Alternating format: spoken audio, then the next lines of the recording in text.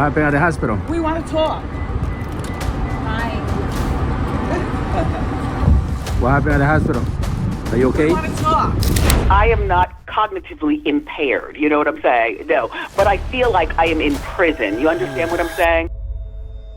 Wendy Williams has never been one to hold back, and her latest response to a judge's alleged threats proves just that. In a fiery live interview, the former talk show queen clapped back at the legal system, refusing to be silenced amid ongoing battles over her finances and personal well-being. With her signature boldness, Wendy addressed the controversy head-on, calling out what she sees as unfair treatment and making it clear that she's ready to fight back. Just hours after our TMZ documentary dropped on Tubi about Wendy Williams, the wheels are now in motion to end her guardianship. We found out that Wendy has just signed an affidavit formally asking the judge to terminate the guardianship. She says, and these are the words in this affidavit, we're told, that she has regained her capacity to function normally. It's true, a couple of years ago, she did not have that capacity. But anybody who watches this documentary, I think it's going to be clear that has all changed. She seems like the old Wendy right now. Wendy Williams' guardianship judge, Lisa Sokoloff, is threatening to impose even more restrictions on the former media personality after she publicly exposed the conditions of her residential facility. Sokoloff has now proposed moving Williams to another facility, raising concerns about her level of independence. In an email obtained by TMZ, the judge stated, "I have always contended that we'll be given the independence she can handle. I question how well she has handled the independence she has been given." The judge in her guardianship, not her guardian, the judge declared her legally and permanently incapacitated. That after Wendy was diagnosed as having dementia. But dementia is a progressively deteriorating disease.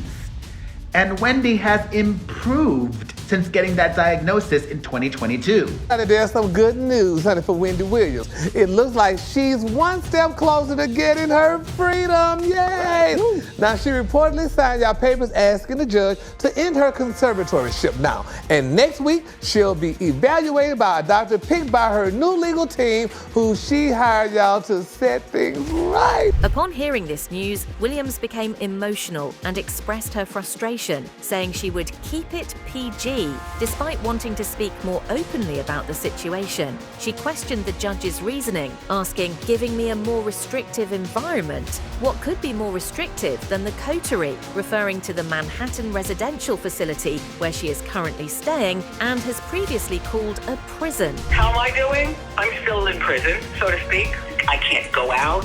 You have to have keys to open the door. This morning, I spoke with Nightline co-anchor Byron Pitts, who just interviewed Wendy for an ABC News doc that dropped today on Hulu. How's she doing, in your opinion? My sense was she's doing okay.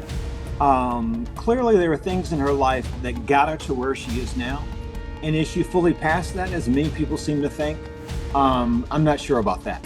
It's really expensive where I am. $18,000 a month. Out of my money. This that isn't working. Wendy describes where she's staying as a luxury prison. Her guardian counters that she's receiving the best care there and that it was all mandated by the judge. Well, Wendy is able to use the phone in her unit at the assisted care facility and has been giving a lot of interviews over the last couple of months. Wendy denies being incapacitated and she sounds relatively clear. I'm not a BSer. She's not as sharp as she was when she was doing the Wendy Williams show, but she doesn't seem out of it. Williams, the 60-year-old former talk show host, has recently voiced strong objections to her court-appointed guardianship during a pre-taped interview on The View. Williams, under guardianship since 2022 following diagnoses of dementia and primary progressive aphasia, disputes claims of her incapacitation. She asserts that she is not cognitively impaired and feels unjustly confined by the guardianship arrangement. Williams described her situation as akin to being in prison, expressing frustration over restrictions that prevent her from resuming her career. Why did you go to the hospital in the first place? Well, I went to the hospital. You know, I was having a little agina, and to go to the hospital. Look, where I live, you know what I'm saying, at this memory unit on this floor, I just needed a breath of fresh air. You know what I'm saying? I needed to see the doctors. So that's why I went to the hospital. I see. You know? All right. And then while I was at the hospital, I also got blood drawn for my thyroid, you know. But most importantly, you know what I'm saying, being at the hospital, it was my choice to get an independent evaluation on my incapacitation. In a recent incident, Williams sought an independent medical evaluation to challenge the guardianship, claiming she passed the psychiatric assessment successfully. She criticized her guardian, Sabrina Morrissey, for the imposed limitations, including residence in a memory care unit, which she feels is inappropriate for her age and condition. Williams is actively seeking to terminate the guardianship to regain control over her personal and professional life. There was some unusual activity going on in Wendy's bank account. Mm-hmm. Wells Fargo froze the account and initiated a guardianship. Okay, and that's where the guardianship happened. And I didn't mind it at that time at all because it's about my money and keeping my money safe. You understand what I'm saying? But at this point in my life, I want to terminate guardianship and move on with my life, if that's possible at all. So because it was a voluntary guardianship in the beginning, it was fine because Wendy wanted to get some protection with her finances and get things together. What ended up happening was Wendy didn't realize that this person was going to take her whole entire life. There are rights that the guardian has to tell the courts whether or not they should be restricted.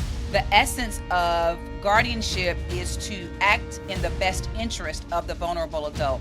So I'm going to go down the list of rights that I have to tell the judge whether or not the person should have the rights or retain their rights or lose their rights. The right to marry or divorce, the right to reside in a place of their choosing, the vulnerable adult choosing, and consent or withhold consent to any residential or custodial placement, the right to travel without the consent of a guardian, the right to give, withhold, or withdraw consent, and make other informed decisions relative to medical, mental, or physical examinations. Williams also pushed back against claims that she has any real freedom, calling them false. They're lying, that's a lie, she insisted, adding that her guardian controls who can visit her, even restricting access to close family members. Williams described her life under guardianship as highly restrictive, revealing that she is unable to leave the 5th floor of the facility without an attendant, has no access to the internet or phone calls, and rarely gets visitors. This is Wendy Williams crying panicked in an assisted living facility where she claims she's only been let outside twice in 30 days and she's not allowed to have visitors. Now this is all happening because similar to Britney Spears, her family filed to put her in a guardianship where they had full control over her money and her care, and they put her away in this assisted living facility. She was able to communicate from her room that she feels that her family is taking advantage of her for monetary gain, and I don't think guardianships in and of themselves are necessarily bad things, but I think when you have family members who have everything to gain from you going into a guardianship under them, that it's almost inevitable that they're going to be taken advantage of. But that's my opinion. Let me know what you think about this in the comments. I feel like I'm in New York City, right?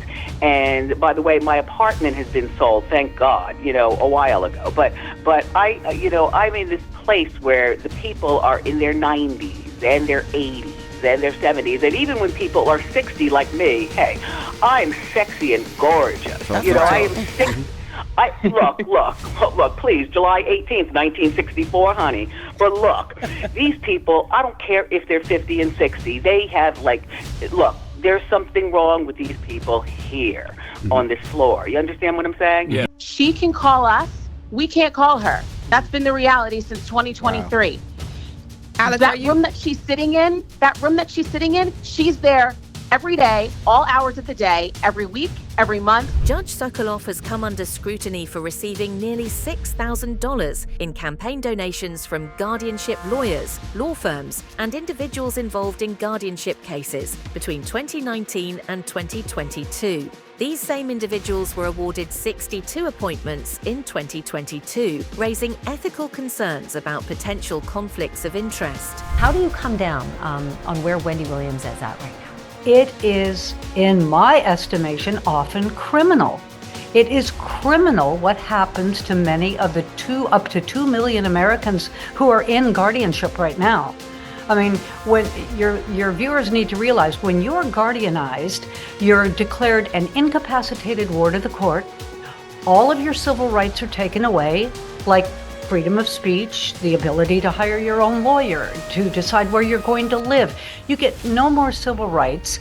And then the court takes all of your assets, no matter how much or how little you have, and they put those assets in the name of a guardian.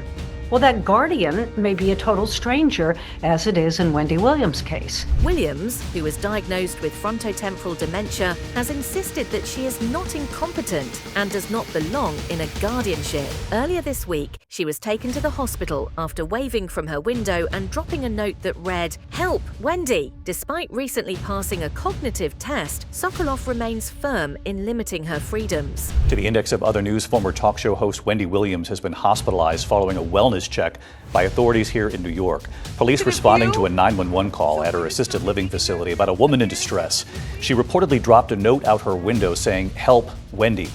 She was taken to the hospital for a cognitive exam. Walking on her own to the ambulance there, she has previously been diagnosed with dementia. Wendy Williams was recently seen having dinner with her niece, Alex Finney, at Tucci, a restaurant in NoHo, New York. This sighting came shortly after a concerning incident in which she reportedly threw a handwritten note out of her assisted living facility window that read, "Help."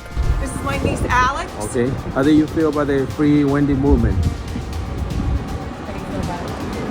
Fabulous. Fabulous. So our recent events have been unbelievable. Talk about We came back from dinner, and apparently police were called. But I was told that at some point police were called because the coterie here was saying allegedly that I took my aunt from this facility and whisked her away without any sort of confirmation or approval, which avoids everything that we have learned in terms of this whole situation. Wondering exactly how that correlates with the statements that the guardian has made, that Wendy is able to come and go as she pleases, right, and that there are no family visits that are blocked. Morrissey's lawyer has pushed back against media reports claiming they are untrue, inaccurate, incomplete, or misleading. The lawyer asserted that Williams is receiving excellent medical care and resides in a facility with a workout room, spa, dining area, outdoor terraces, and high-quality food. They also stated that Williams has been allowed to travel to Florida twice to visit her family. Wendy Williams, assistant living rep, blasting the media for inaccurate information. I see him talking about her on the Breakfast Club. I was wondering what was going on. Y'all, do you know Wendy Williams' guardian has just broken silence? She wants to know that her and Wendy are the best of friends. And don't you know, we haven't been holding her hostage. We've sent her down to go see her father and to go for her father's birthday and her son's graduation. Mind you, they sent her down with not a penny in her pocket, not even a debit card. They are spending Wendy's money on whatever they want and not giving her a penny back. You guys, this is a fast, in my opinion, crumbling con. I think the judge is in on it.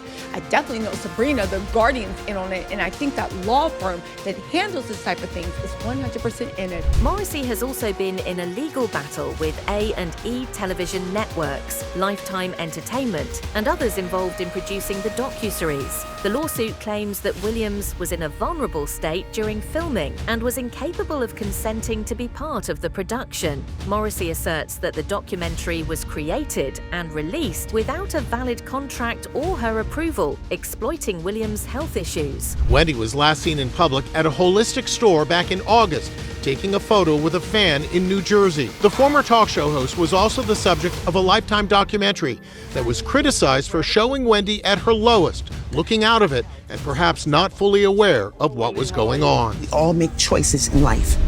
We all go through our challenges. The lawsuit was filed by Wendy's court-appointed legal guardian and apparently was triggered by those heartbreaking scenes in the documentary where Wendy was seen looking out of it and perhaps not fully aware of what was going on. The court papers seek an injunction and a temporary restraining order and reveals for the first time the identity of Wendy's guardian. She is New York attorney Sabrina Morrissey, who specializes in guardianship and estates. I was literally just reporting that there was something fishy about the release of Wendy Williams' diagnosis of having dementia and aphasia, and the timing of that was almost as if they were trying to discredit this documentary that's about to be released. Well, now according to TMZ, it looks like Wendy's legal guardian, that's not her family, is trying to put a halt on the release of this Lifetime documentary. So according to TMZ, a lawsuit was just filed against Lifetime's parent company, A&E. They said a woman named Sabrina Morrissey, who says she's acting in the capacity as a temporary guardian of WWH, presumably Wendy Williams Hunter, just filed a lawsuit against A&E television networks, but she did it under seal, meaning the public can't peep what exactly she's running to court for. TMZ says there are a few clues that could indicate what this might be about, and all signs seem to point to some connection with the Where is Wendy Williams two-part documentary that's dropping on Saturday. Morrissey, the court-appointed guardian, has reportedly been paid only once and received $300,000 for overseeing Williams' case. She currently manages 23 other guardianships. Williams' 24-year-old son has criticized Morrissey's handling of the case, echoing concerns that his mother is not receiving proper care. Saying Wendy Williams' guardian has broken silent amid New York agency investigations. She said, as New York agencies investigate Wendy Williams' guardianship, the lawyer for her court-appointed guardian, Sabrina Morrissey, if you have anyone that is being cared for by Sabrina, you need to run and go and get an independent evaluation too. Sabrina Morrissey is pushing back, reported calling recent media coverage untrue, inaccurate, incomplete, and misleading. I think that is all lies. Now here's the gag. I think that anybody that knows anything about court is rolling their eyes saying, Sabrina, baby girl, you are done for, okay?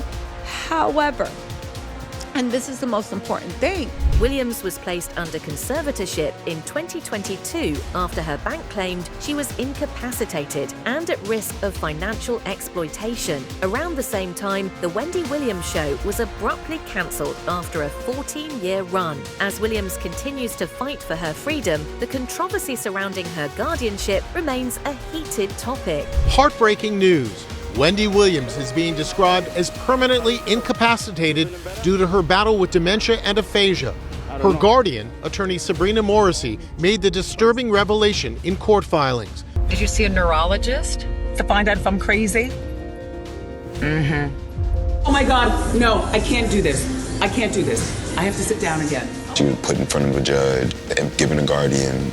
That was when they took her away from us. I have no money, and I'm gonna tell you something. If it happens to me, it could happen to you. As her family, we were all sitting on the sidelines watching, and she was crying out for help. Did you drink this whole thing today? Keep it there. What do you think about Wendy Williams' bold response to the judge? Do you support her fight, or do you think there's more to the story? Drop your thoughts in the comments below.